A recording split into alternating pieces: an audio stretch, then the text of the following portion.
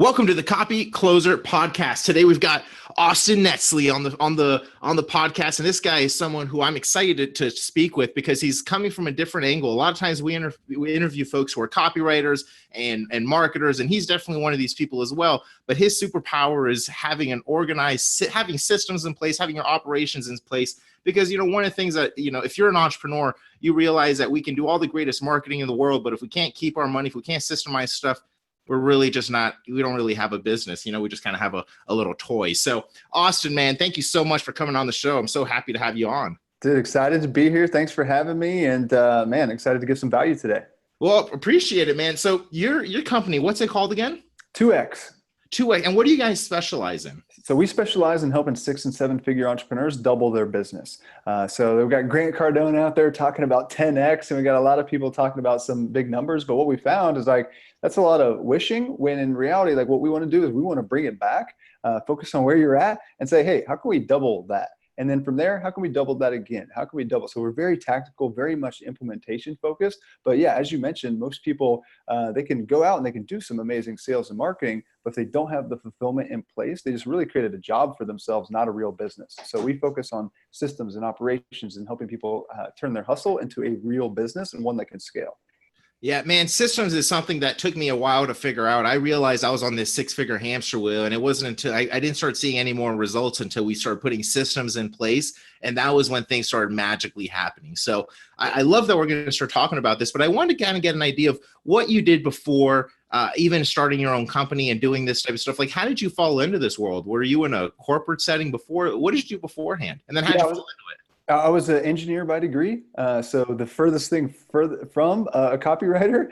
So engineer, and I went into the corporate world, and that's the only world that I knew. And I got started down that path, and it was good, but I learned about this thing called entrepreneurship, where I had a lot more upside, a lot more control, a lot more ability to do some things that I was interested in. So eventually started my first business, built that up, took a little mini retirement after that. What was that first business? It was day trading. So no copy involved. It was me and the machine. So day trading, built my own algorithm, automated that, and built that up on the side. So I was still working a full-time job at the same time, but making a lot more money on the side. So that was my first business, really good, but it didn't feel like a real business because it was just me and the machine. So then started wanting to do something that I was more passionate about. So started out online, had a blog, had a podcast talking about money and the mindset and helping young professionals start to build some wealth, personal and financial. And then got into one business that led to the next, that led to the next. This is now my fifth business. So I have done everything from a book agency that we worked with authors to help them launch their book and leverage it to grow their business. So that's where I really started to get into the marketing world, and then started teaching millennial entrepreneurs how to start and build their business. And then now we work with more established 6 and 7 figure entrepreneurs to help them really scale. Man, you're the type of person I would want running my business. I mean, that's the type of mindset you want. Do you mind if I ask, what kind of engineering did you come from? Mechanical engineering. Yeah. So, you guys are like that's the person I would want. I have a good friend of mine who I remember seeing him go through school for mechanical engineering, and I was like, this has got to be the hardest thing I've ever done in my life. Like I've never seen that. And he's extremely analytical, and he has everything systematized in his own life. And I'm just like, so when you said engineering, part of me was like, I bet you he's a mechanical engineer. I mean, this is like your superpower here. Yeah. Well, it's funny. I went to school for mechanical engineering. I came out and I was in a business development program for this big oil company. So I actually didn't do engineering. So like literally 0 days after I paid a ton of money to go to this college to get engineering. And then now full circle, we bring it back. And now what we do is help people turn their business into a machine. So now I'm actually doing engineering again, but it didn't make sense. I thought it was a waste of money until now. It's like, oh, it makes perfect sense. It's actually the perfect foundation for building a successful company. Yeah, 100%, dude, 100%. Okay, so you fell into day trading, and I want to get you to where we are now, but I think it's so important to see what kind of built you to where you are now as well. So you're doing day trading, and something you just kind of threw out there like it was no big deal was you developed your own algorithm, and again, blows my mind right there. And I'm curious, did you just do that off rip? Like you're like, hey, I'm starting this day trading thing. Let me develop my own algorithm. Or was that a way for you to systematize your own time right there? It's a great question. As always, there's a lot more details and a lot more pain than it sounds. So I started, so I was in sales at the time, and they like to take engineers like me, put them in sales to help us, I say knock off the nerd off of us. But they wouldn't say that, obviously. So I was out in sales, and I was managing that on a couple hours a day, and I was bored as heck. And I was working out at home. I didn't have coworkers around me, living in a new city that I didn't know anybody besides my clients, and the clients were 55 years old and older. So anyhow, I was bored. So I started golfing every day, learned that I hate golf. I was like, I want to use my mind or do something. I'm either going to start dating a ton, or I'm going to use my mind for something. So I'm like, all right, there's the stock market thing that I've always thought about. I'm going to get into that. One of my buddies was into it.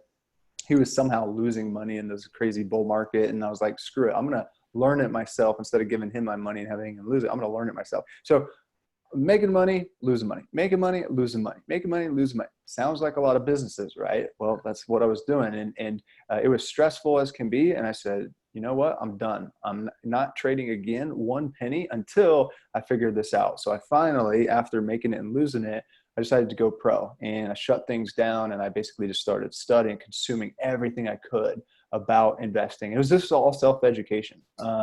I didn't have any mentors. I took the long route, but I just went all in on just really, really self-education. And then after 6 months, I read, every book I possibly could. I was finally like, all right, I'm reading these really good and technical books, and I'm not learning anything. That means I'm ready to apply some stuff here and see if I actually know some stuff. So then I went and started creating my own algorithms. It was basically just a strategy. So it's a strategy for how you're going to trade in the markets. And I went and tested this and back tested it with Excel, and more numbers than anybody would ever want to see in their life, and just geeking out on this, just loving it, and creating this machine with the numbers, and validated it through different types of markets and whatever. And then ultimately taught myself how to program and set that up so that this thing was up. So it was a long time and a lot of work. And I was working full time, even though oftentimes I'd be able to manage my clients on 2 to 4 hours a day. I still sometimes would travel or whatever. So it was still probably a 30-hour a week thing. Then combined with, 50 hours a week of my own full-time thing, plus trying to live a middle 20-something single lifestyle and party and everything. And guess what? My body crashed. I started having anxiety attacks. I couldn't sleep. I couldn't breathe. And I was wake up in bed gasping for breath. And I was like, all right, something's probably got to change here. And that's where I really started to learn about the automation, about more systems, about, some consistency there. And that's when I went into the coding side of it. So long story short, making money, losing money, burnt myself out, decided that, I was going to go pro, went pro, then burn out again, and decided that, hey, there's this systems thing. So that was my first taste of it. So I had the systems and operations dialed in. I had some automation in place that I had great money coming in, and the consistency there, way less stress, and also a free time. So it's a beautiful situation if you can do it right. And that helped me as, I came into next businesses, start to not take years to get there. I could get there much quicker. So I love how you're putting this together, right? So, and you've obviously applied this to different businesses and whatnot. So when you come into a business, what are some of the kind of the main things that we should probably have in place? Because I know, and I'll say it for myself, because this is great because it's like free consultation for me, right? So this is awesome. So I definitely don't have all these things in place. What I have is I've got an accountant, and then I've got marketing and sales, and that's about it, right? And so and that's not, I definitely need more things, right? And so when you come into a business, what do you look for as kind of like maybe the key systems, key things in place that you kind of have to have as like the bare bones? We work with a lot of service-based businesses. So sometimes this is a coach. Sometimes it's somebody that's more of a freelancer, like they're doing copy. Sometimes it's a digital agency. Sometimes it's an offline cleaning service or whatever. These are all different forms of service-based businesses. So where we start with service-based businesses is not in sales. It's not in marketing. It's actually in fulfillment. And the reason why we start there is because that's where most of the time and energy has to go for entrepreneurs, because they just get sucked there, right? They get a new client and then they're like, great, I'm rich, I'm crushing it. And the next thing they know, like they're stuck in fulfillment, and then they're not generating more leads consistently and not filling up the pipeline. And then they have to go and they're on this teeter-totter. So we like to address the fulfillment to make sure that the entrepreneur, CEO, or the main leaders are out of fulfillment so that the company can actually scale. Because once we can get you free to scale, it's easy to start to add on some good marketing strategies. It's easy to improve the sales conversions, which we're going to do, but we got to get you free first. So that's why we focus on systems and operations so much. And our average client here more than doubles their business in just 90 days. And we're talking less than 10% of the time about sales and marketing. So that just shows you that if we really dial in fulfillment, get somebody free, it's pretty easy to grow. So again, most people have a job. We help them turn that job into a real business. And the other thing is, as you really dial in fulfillment, what you do is you create happier customers. Happier customers do what? They pay you more money. Yeah. Stay with you longer. They refer other people to you, which referrals are your number one source of future business for service-based businesses. So if we can do these things, we've got happier customers, we've got you having a lot more free time, we've got people paying you more money and referring you more. We haven't done much of anything, and we just 4x'd your business pretty easily, or at least doubled it, right? So That's what we do. Well, I love that. I mean, and you talk about just doubling your business, and I think it's super interesting how a lot of folks have gotten just these crazy stats that they don't really understand, like 10xing your business, 5. If you double your business, just think about that. That's a pretty darn good amount of money coming in from not doing anything extra in your marketing and sales. It sounds like you're just covering up all the loose ends and maybe some holes where we're losing money and getting stuck. And that's what you guys are filling up. I mean, you're just closing all the gaps, all the leaks. Absolutely. And it's not only like making more with the current amount. Like we want to reduce the amount, but we don't market it too much because, we come across as a very, which we are, like very authentic kind of brand. But our goal is to have the entrepreneur work less and make a ton more. So for instance, we have one of our clients, they just finished 90 days. And she was the main CEO. She was working 90 hours a week. Now she's down to like 50, 55, and they're 3.6x where they were. So they've almost 4x'd, now for the first time, well above $1 million pace. And she cut her time by whatever that is, 33% or whatever. And then the next 2 months, we're going to get her down to like less than 40 hours a week, where they're going to be at 5x where they were. So the math can work out if you really dial in the operations. Man. But the thing is, dude, that's not the sexy side. So everybody goes, and this is beautiful for you and what you teach, right? So everybody goes first to the marketing stuff, when in fact, what we found is they need to start with the operation stuff and then go to the marketing stuff and the growth stuff, right? Well, you see that a lot with e-commerce stores, especially because e-commerce stores, when drop shipping became a big, I mean, it's always been big business, but when it became kind of like a fad in the last few years, a lot of people were only learning like one thing, which is how to scale your project, scale the fuck out of it, just go nuts.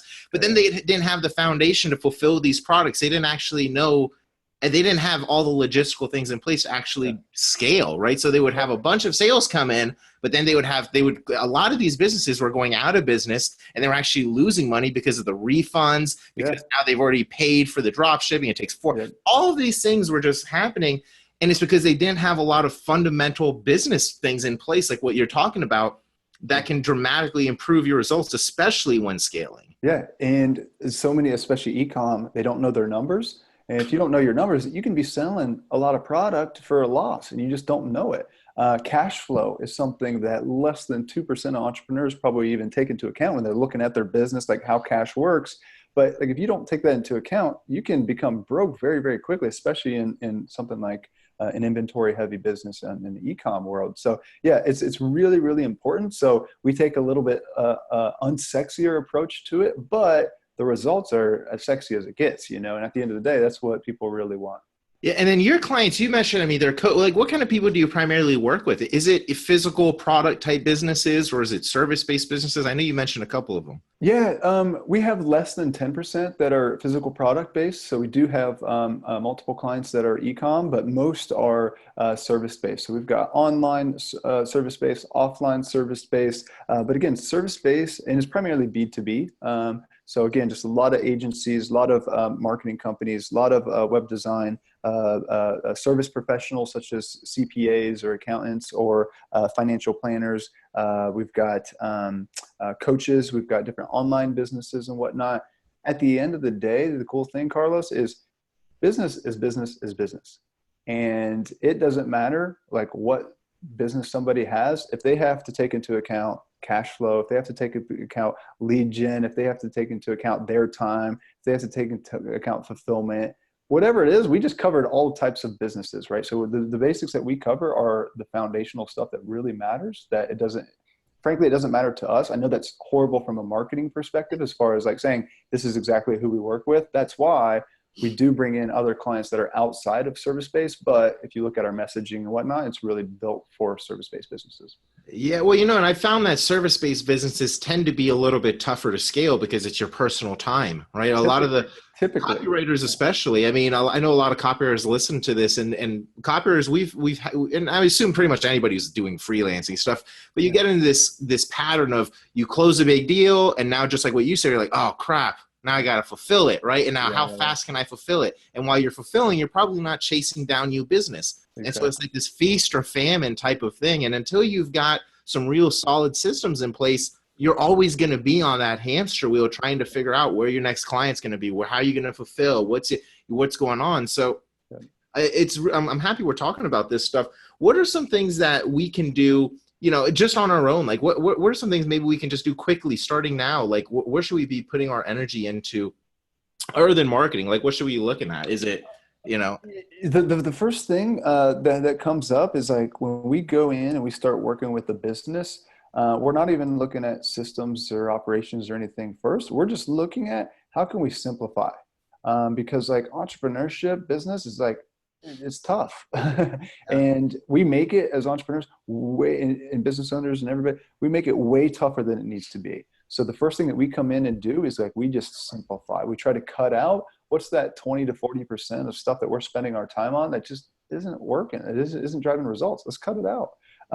What are those 20 to 40% of customers that are just like a pain in the butt or just not paying us well or whatever? Let's cut them out. And we double down on what works. So if we can just cut out a lot of what people are doing and spending their time on. It's a scary thing to do, especially with, I'm sure a lot of your audience, just like a lot of our audience, they're afraid to start to say no to different businesses and opportunities because, they're just kind of scarcity focused and trying to get by month to month but at the same time, like to get to the next level, we've got to be more targeted of exactly who we're going after. So simplification is one of our superpowers, but we've got to make just an easier and better business model. So going more targeted is one of the scariest things to do, but it makes the fulfillment way easier. It makes the marketing way easier. It makes the conversions better. And it also makes, the client much happier. So that's the first thing I would say. Go more targeted than you probably are right now.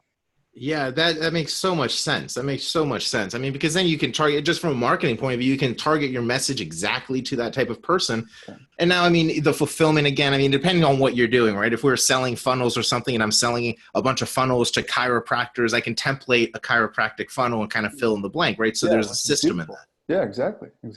So where could people find you? Because I don't know very many people who specialize in this area. You're in a very unique position where I think you've got obviously the right skill set. You know what you're doing. You're getting people results, but there just aren't that many people who are focusing on this operations and system side. There's a billion marketing consultants and lead gen consultants, but no one that can help you run your business. So I'd love to be able to push people to you. Where can people find out more about you? Maybe that's a website or Facebook or something. Yeah, I appreciate that, first of all. So I looked up the other day on LinkedIn how many times you can find expert with my connections. It was like 5.8 million experts that are, people on LinkedIn. I was like, all right, most of these are probably on the sales and marketing side too. So there's a lot of experts out there. But you're right, there's not many people talking about what we're talking about here. We're trying to make the boring stuff a little bit sexier. We've got some books and stuff coming out, so I'm sure you'll see all those. But the best place to find me is scale2x.com.